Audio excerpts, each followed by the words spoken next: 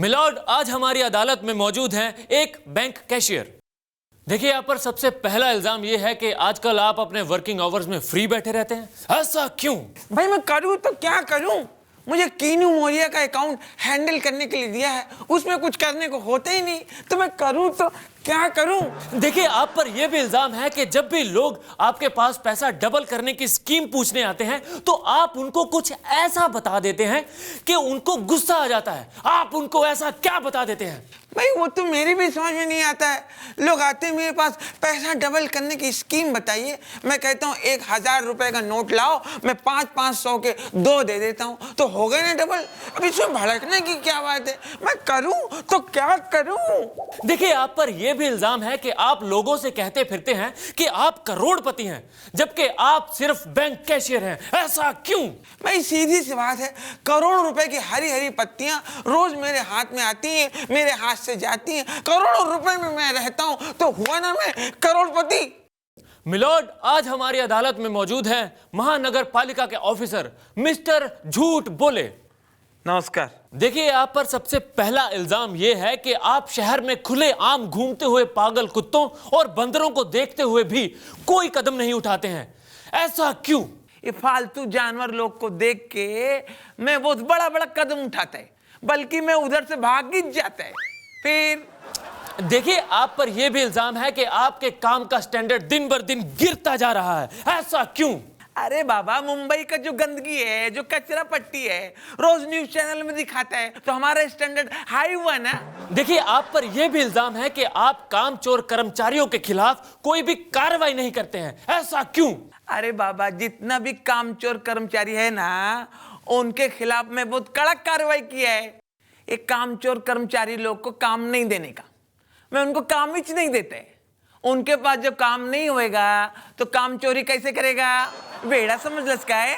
Milord, आज हमारी अदालत में मौजूद हैं एक मशहूर साइंटिस्ट।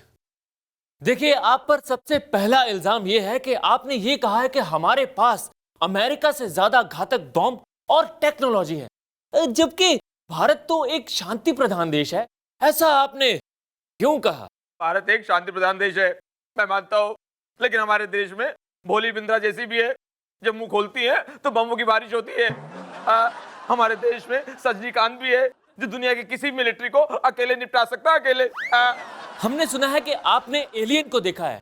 अगर आपने एलियन को देखा है तो आपने देश को बताया क्यों नहीं? एलियन को सिर्फ मैंने नहीं, सबने देखा हुआ है। आपने भी देखा है, इन्होंने भी देखा है, सबने देखा है।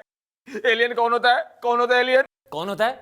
एलियन जो समझ से बाहर हो, जिसका ऊपर का माला खाली हो, जिसकी हरकतें ऊक पटांग हो। हम सब जानते हैं वो है पाकि सावंत। देखिए, रजनीकांत जी ने आपके ऊपर आरोप लगाया है कि आप उन्हें बार बार फोन कर करके परेशान कर रहे हैं। आप ऐसा क्यों कर रहे हैं? फालतू में फोन नहीं करता हूं, मैं काम के लिए फोन करता हूं। मैं कौन सा काम? मैं एक ऐसा रॉकेट बनाना चाहता हूं कि 1 मिनट में वो किसी को भी अंतरिक्ष पहुंचा दे। उसके लिए मुझे रजनीकांत के एक बूंद खून की जरूरत है। वो एक एनजीओ के लिए इतना भी नहीं कर सकता। मिलॉर्ड, आज हमारी अदालत में मौजूद हैं एक ऐसे शख्स जो सरकारी स्कूल के अध्यापक हैं, बकबक सिंह जी।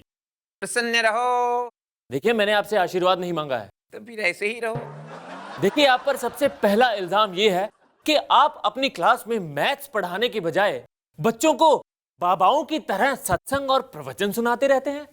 आपको शायद ज्ञात नहीं कि हमारा विद्यालय सरकारी विद्यालय है। यहाँ के बच्चे भगवान भरोसे हैं। देखिए, आप पर यह भी इल्जाम है कि आपको यह तक नहीं पता कि आपकी क्लास में कितने बच्चे पढ़ते हैं। मुझे पता है, हमारी कक्षा में सिर्फ 2 ही बच्चे पढ़ते हैं, रमन और राघव।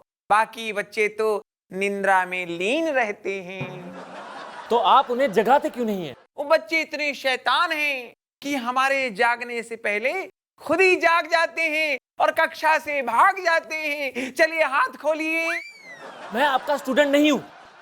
देखिए, आप पर यह भी इल्जाम है कि आपके स्कूल की महिला अध्यापिकाएं आपको बिल्कुल भी पसंद नहीं करती।